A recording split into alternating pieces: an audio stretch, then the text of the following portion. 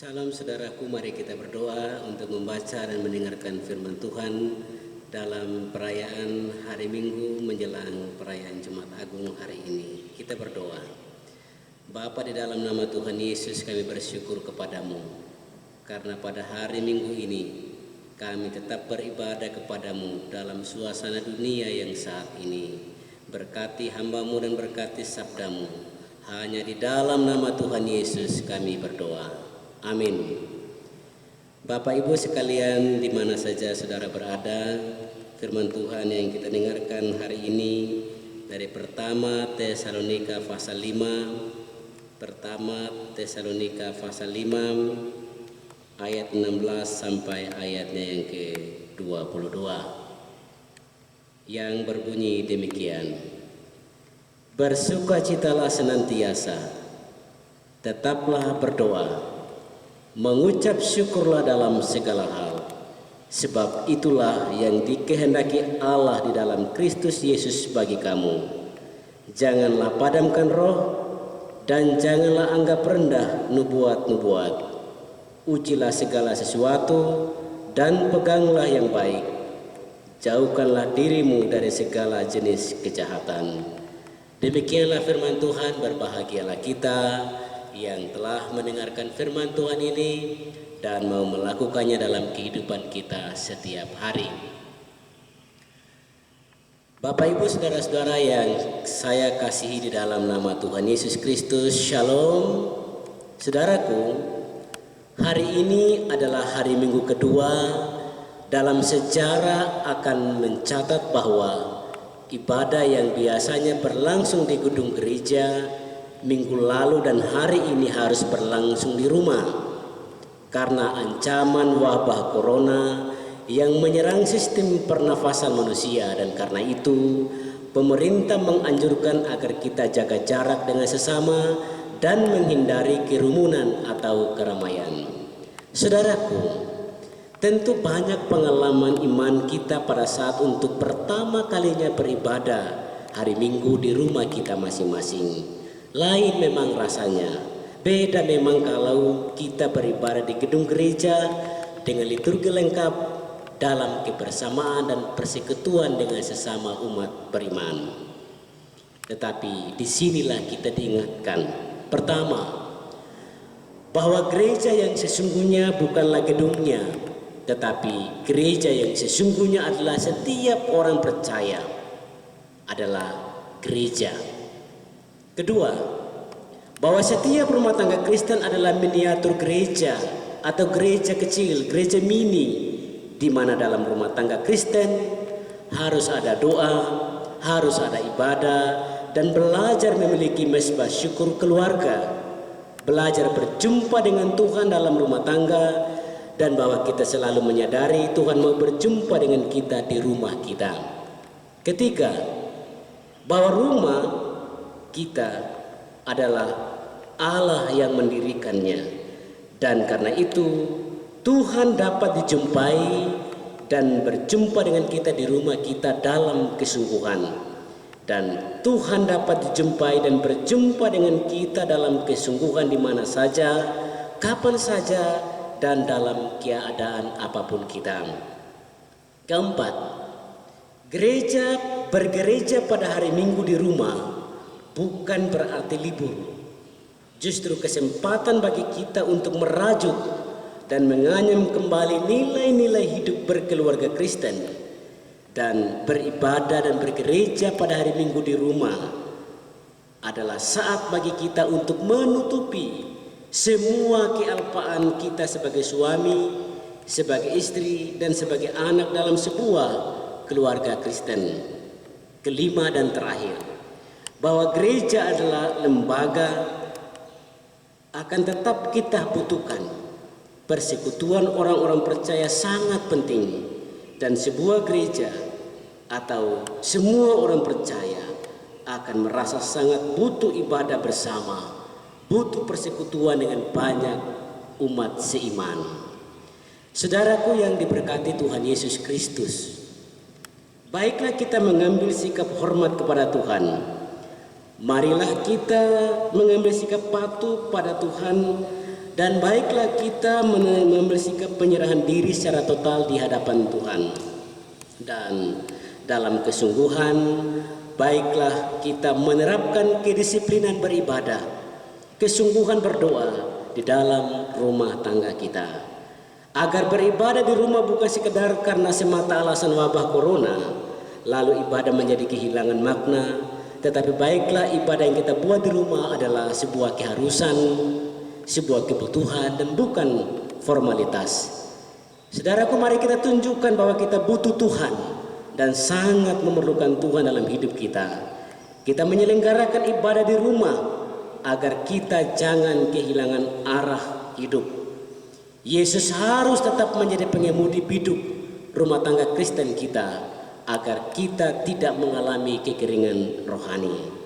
Saudaraku yang diberkati Tuhan, adalah sebuah catatan sejarah penting dalam hidup kita bahwa di ujung tahun 2019 ada sebuah wabah bernama corona yang mengancam jiwa banyak orang di seluruh dunia. Salah satu cara menyetop penyebarannya ialah saling berjauhan atau social distancing. Gereja dianggap sebagai tempat umum, tempat yang ramai, di mana berhimpun banyak orang dengan latar belakang yang berbeda, bahkan latar belakang kesehatan yang berbeda. Sehingga pemerintah yang adalah wakil Allah meminta kita untuk sementara waktu, sementara waktu beribadah di rumah, bekerja di rumah, dan seterusnya. Saudaraku, dalam kondisi kekalutan yang dialami oleh semua orang saat ini, kita tidak boleh berkurang iman. Kita tidak boleh lalai berdoa. Kita tidak boleh menjauhkan diri dari pertemuan-pertemuan ibadah seperti yang dibiasakan oleh banyak orang, melainkan kita dituntut untuk makin dekat dengan Tuhan, makin kuat berdoa, dan makin disiplin dalam berdoa, serta makin menyerahkan diri sepenuhnya dalam tuntunan Tuhan. Hari ini firman Tuhan menyapa kita dari pertama Tesalonika 5 ayat 16 sampai ayat 22, 7 ayat suci Alkitab yang kita baca hari ini. Secara sederhana dapat merenungkannya, dapat kita renungkan dan merefleksikannya, bahwa di ayatnya yang ke-17 pertama Tesalonika ini berbunyi, tetaplah berdoa. Ini ayat yang sangat singkat, ayat yang pendek. Sejak sekolah minggu kita diajarkan bahwa doa adalah nafas hidup orang percaya. Doa adalah cara umat berjumpa dan berbicara dengan penciptanya. Kalau doa adalah nafas, maka sekali saja kita tidak berdoa, maka sebenarnya kita telah mati secara rohani. Sekali saja kita tidak berdoa, kita telah putus hubungan dengan Tuhan. Karena itu, melalui firman Tuhan ini kita diajak untuk tetap memelihara hubungan kita dengan Tuhan. Salah satunya melalui doa. Berdoa bukan karena disuruh, berdoa bukan kalau ada waktu atau sekedar formalitas, tetapi berdoa karena kita bergantung pada Dia, Tuhan, Bapa dan Allah kita. Pertama Tesalonika 5 ayat yang ke-18 berbunyi, mengucap syukurlah dalam segala hal, sebab itulah yang dikehendaki Allah di dalam Kristus Yesus bagi kamu. Saudaraku, tidak semua kita siap menerima setiap hal yang kita anggap sulit dalam hidup. Umumnya kita lebih suka menerima dan mengalami musim hidup yang baik-baik saja, yang menyenangkan perasaan kita. Padahal saat kondisi hidup yang rumit kita alami, sebenarnya itu adalah salah satu cara Tuhan hadir dalam kondisi hidup kita. Cara Allah memeriksa hidup kita dan cara Tuhan mengunjungi hidup kita, serta cara Tuhan datang dalam hidup kita. Pertama Tesalonika 5 ayat 19 berbunyi, jangan padamkan roh. Saudara, dalam diri kita Tuhan menaruh dan menempatkan roh, dan roh itu selalu menyulut semangat kita ke arah hal-hal yang baik dan positif. Dan karena itu, setiap kali kita pikir apa, buat apa, marilah kita buat menurut apa kata roh. Allah Roh Kudus akan memampukan kita untuk berjalan di jalan Tuhan. Roh Kudus yang dikaruniakan Tuhan itu akan memampukan kita untuk menempatkan diri kita sebagaimana layaknya kehidupan anak-anak Tuhan. Roh Kudus yang sama akan menolong kita berada dalam apa kata Tuhan, bukan apa mau kita menjalani hari hidup ini.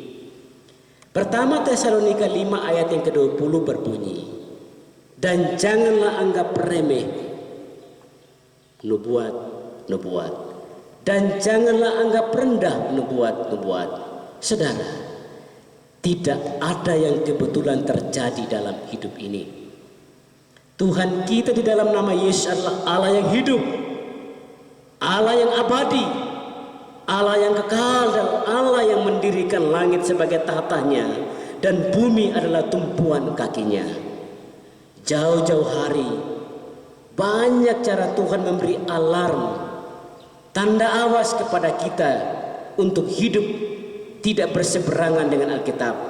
Sebaliknya menjadikan Alkitab yang berisi firman Tuhan sebagai pedoman. Sadar atau tidak, karena hingar-bingarnya kemajuan dunia dengan teknologi yang diandalkan manusia merasa bisa buat apa saja dan tanpa sadar telah menyakiti hati Tuhan. Manusia telah larut dalam hingar-bingarnya kemajuan teknologi, dan kemajuan teknologi itu diandalkan oleh manusia lalu lupa Tuhan. Dan itu sadar atau tidak telah menyakiti hati Tuhan. Dalam kesibukan kita, alarm rohani, nubuat dan tanda-tanda zaman lewat begitu saja. Dengan mata iman mari kita menangkap secara rohani bahwa segala sesuatu tidak terjadi begitu saja. Semuanya langsung maupun tidak langsung telah menjadi peringatan Tuhan bagi kita. Virus corona dan virus-virus lain, dengan iman kita harus katakan bahwa itu adalah teguran Tuhan, seruan Tuhan, ajakan Tuhan, dan cara Tuhan mendisiplinkan umatnya yang sudah jauh berjalan di jalan pikirannya masing-masing. Saudara, pertama Tesalonika 5 ayat 21 berkata, ujilah segala sesuatu dan peganglah yang baik. Di zaman yang makin canggih ini, dunia bisa buat apa saja, dan apa yang dunia buat bisa seturut dengan kehendak Tuhan, tetapi bisa juga melawan kehendak Tuhan. Kita diminta untuk menjadi orang Kristen yang dewasa imannya, yang bisa menyaring hal-hal baik dan benar, bisa cerdas memilah hal-hal yang tidak bertentangan dengan kehendak Tuhan. Karena itu firman Tuhan berkata, ujilah segala sesuatu dan peganglah yang baik. Ayat terakhir pertama Tesalonika 5 ayat 22 berkata, jauhkanlah dirimu dari segala jenis kejahatan dan kebaikan, saudara. Kemurahan hati dan kebekuan hati selalu berjalan seiring, bagai dua mata uang yang sulit dipisahkan.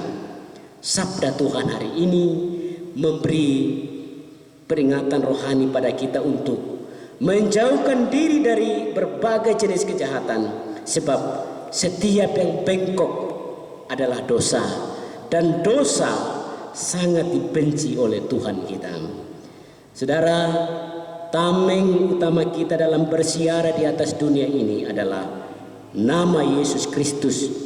Bukan nama kita, bukan kecerdasan kita, bukan kehormatan kita, bukan jabatan kita, dan juga bukan status sosial kita. Firman Tuhan dalam Kisah Para Rasul pasal 4 ayat 12 berkata, Kisah Para Rasul 4 ayat 12 berkata, dan keselamatan tidak ada di dalam siapapun juga selain di dalam Dia, sebab di bawah kolong langit ini tidak ada nama lain yang diberikan kepada manusia yang olehnya kita dapat diselamatkan. Selamat hari Minggu, saudara. Tuhan Yesus memberkatimu dan shalom.